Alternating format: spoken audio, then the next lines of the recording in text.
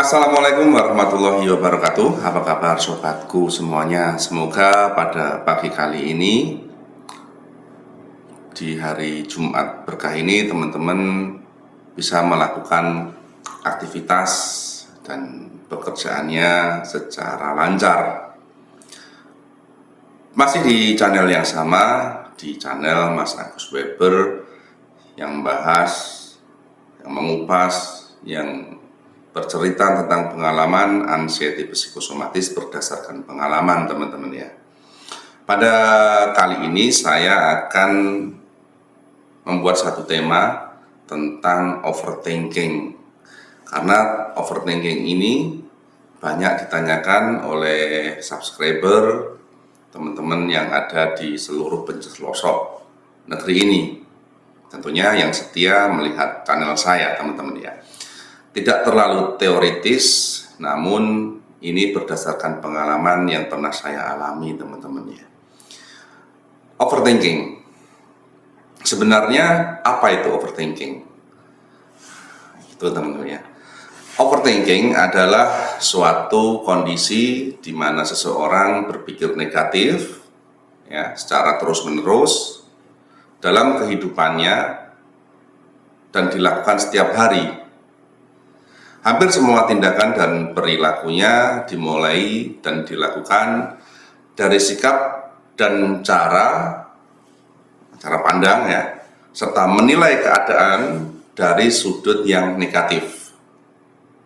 Orang yang mengalami perilaku overthinking ini susah untuk menerima masukan positif dari lingkungannya, bahkan dari orang-orang sekitarnya.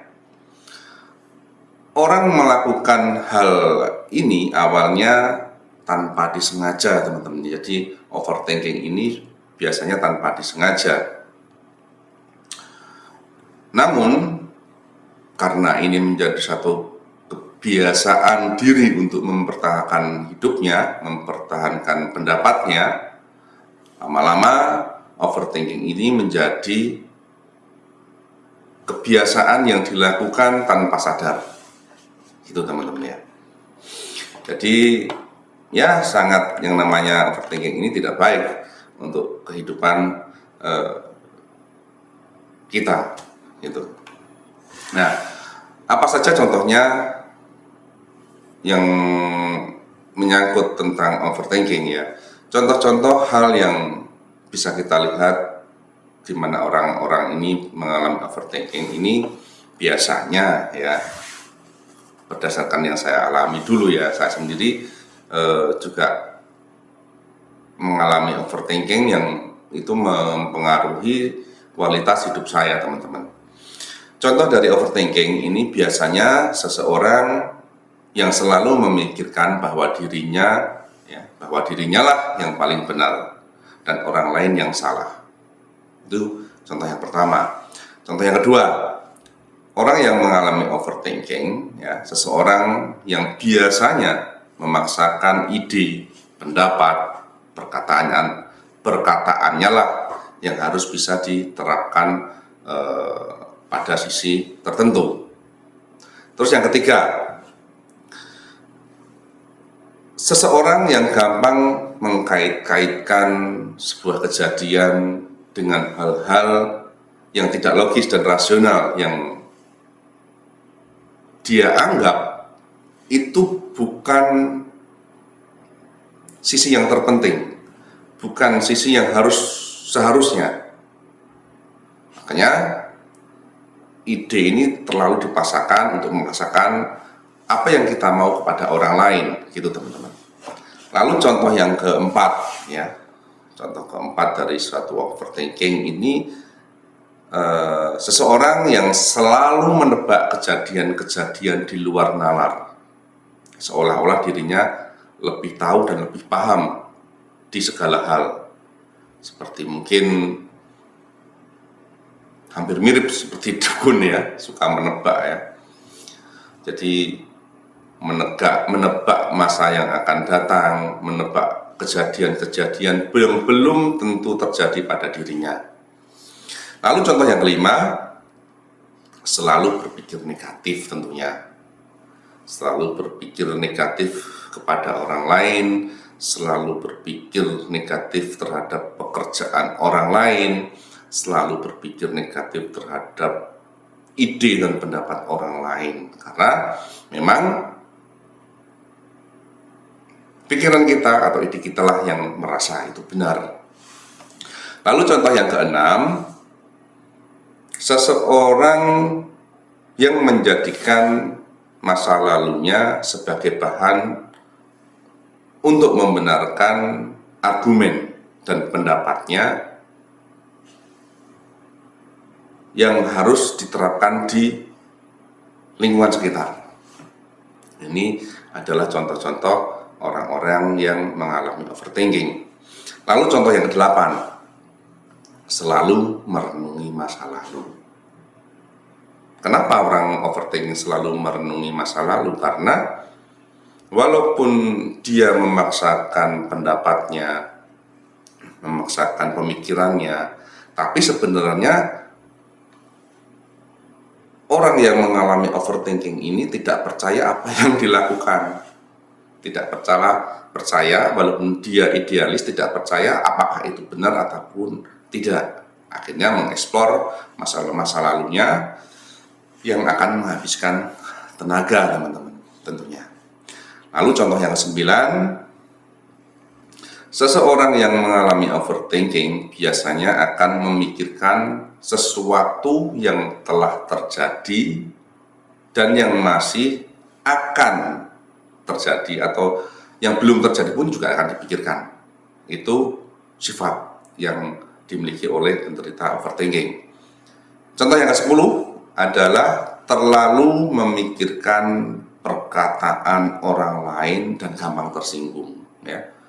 Setiap ada orang ngomong, ya, dimasukkan dalam hati. Setiap ada orang memberi pendapat dianggap buruk, lalu dimasukkan dalam hati sehingga mengganggu konsentrasi pemikiran kita sendiri untuk bisa berpikir jernih, teman-teman, ya. Saya ada teman yang sama-sama overthinking, ya. Saya juga overthinking, teman-teman saya juga, teman saya yang biasa saya ajak ngobrol juga overthinking. Akhirnya overthinking versus overthinking ambruk semua, teman-teman, ya. Saya jatuh, dia juga jatuh, saya sakit, dia juga sakit. Nah, inilah sesuatu yang perlu kita hindari, teman-teman. Lalu contoh yang 11, orang yang overthinking biasanya secara runut menganalisis masalah, ya, tanpa bisa menyelesaikan masalahnya. Jadi masalah yang datang dipikir, dieksplor, diteliti, tapi tidak memiliki hasil untuk dirinya sendiri. Jadi nol.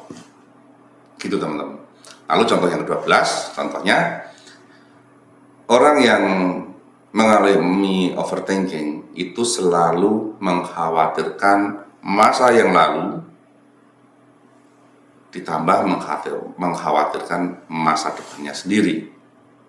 Intinya kebingungan dengan hidupnya sendiri, lupa dengan apa yang harus dia kerjakan hari ini. Itu, teman-teman, ya.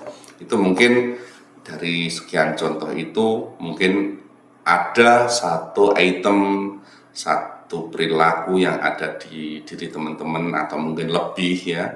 Segera untuk move on, meninggalkan yang namanya overthinking ini, teman-teman, ya. Lalu apakah overthinking ini berbahaya, teman-teman? Ya, tentunya iya.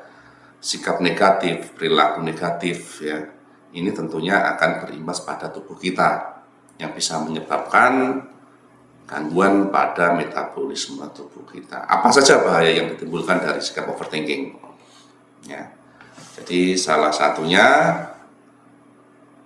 bahaya yang disebabkan overthinking adalah dapat mengganggu kebahagiaan dan dalam kehidupan sehari-harinya.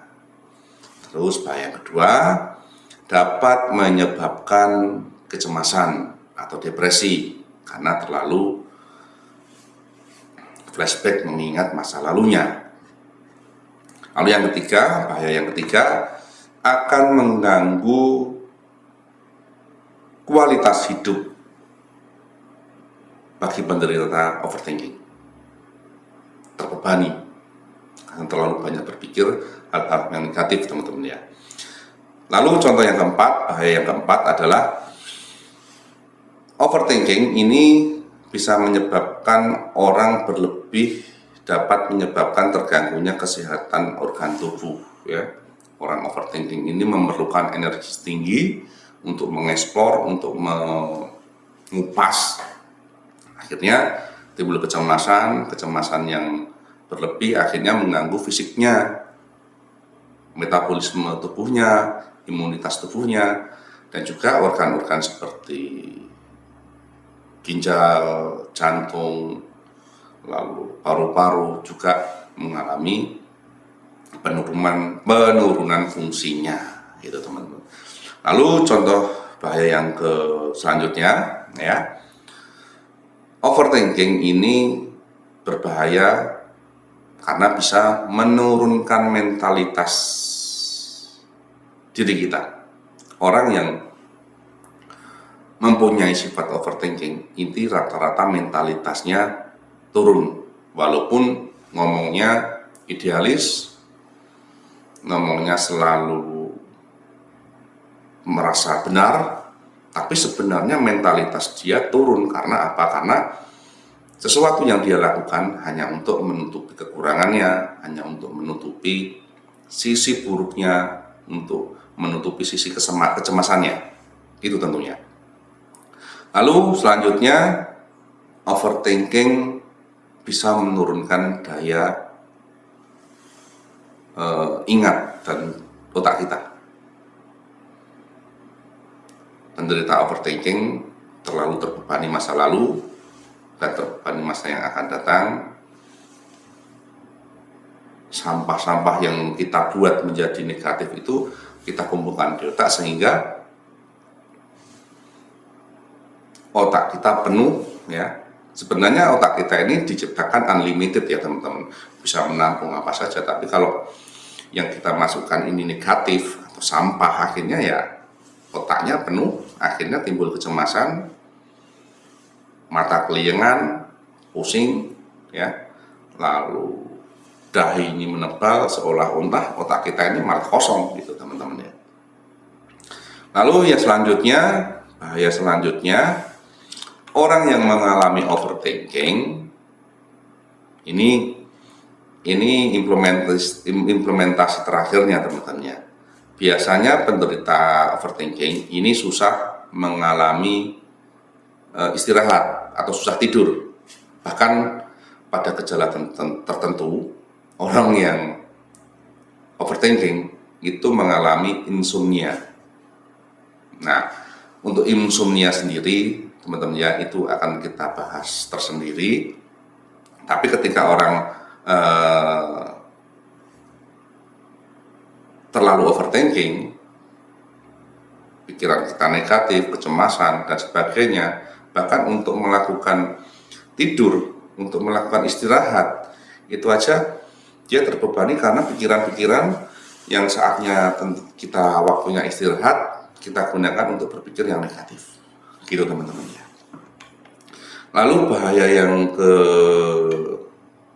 selanjutnya, orang yang mengalami overthinking ya, menumpuk bertahun-tahun dan ini berjalan dengan waktu yang sangat lama, akan terjadi satu yang namanya depresi. Karena orang overthinking ini ibarat seperti orang yang sedang trauma, akhirnya menimbulkan depresi, kecemasan, hingga akhirnya akan terserang yang namanya anxiety psikosomatik ya, kecemasan berlebih yang bisa menyebabkan gangguan ke gejala fisik. Makanya rata-rata orang anxiety psikosomatis ketika pikirannya kacau ya, memikirkan sesuatu ya, memikirkan masa lalu tentang kecewa, sedih, lalu stres yang berkepanjangan, ini berakibat ke anxiety yang disertai dengan gejala fisik. Jadi teman-teman harus bisa move on dari overthinking ya, karena tentu saja ini sesuatu yang tidak baik untuk kehidupan kita. Lalu kenapa orang bisa terserang overthinking, teman-teman ya? Kenapa orang bisa terdampak dan menjadi seorang orang yang overthinking? Orang yang overthinking ini biasanya orang-orang yang idealis ya. Orang-orang yang idealis tapi tidak bisa menerima pendapat orang lain. Lalu orang-orang yang mengalami stres yang sangat tinggi ya, overstress ya. Stres ini bisa disebabkan karena pekerjaan, tanggung jawabnya ya, di lingkungan sosialnya tidak terlalu diperhatikan. Ini akan menyebabkan overthinking pada dirinya sendiri. Lalu orang-orang yang bisa terkena overthinking ini orang-orang yang maunya serba instan. Semua bisa diselesaikan hanya dengan uang, mungkin bisa diselesaikan dengan perkataan-perkataannya saja ya. Tidak bisa memanage keadaan itu menjadi runut. Jadi semua dikerjakannya sendiri karena ingin hasil yang perfect, seolah-olah tidak percaya kepada orang lain. Bahkan hal sekecil apapun yang sebenarnya bisa dikerjakan orang lain, karena kita selalu mempunyai pemikiran negatif, akhirnya dikerjakan sendiri ya. Orang kalau bekerja tidak mempunyai manajemen yang bagus ya, dia kerjakan sendiri. Mungkin mulai dari produksi, pemasaran, lalu penghitungan rugi laba, dilakukan sendiri.